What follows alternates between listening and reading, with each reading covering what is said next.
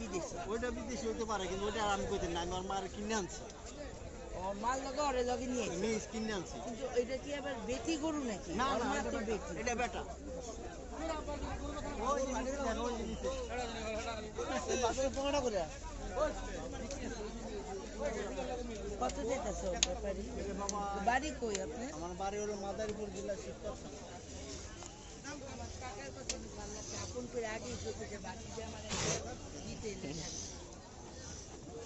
অম করে না, এমনি এমনি চলছে। তুমি আর দাম করো, চাও না আস্তে করে খাও, এমন দাম করো যেটা তুমি নিতে পারি। হ্যাঁ চাও একদম চাও, একদম ছোট ছোট করে একদম ছোট্ট করে নিতে পারি না।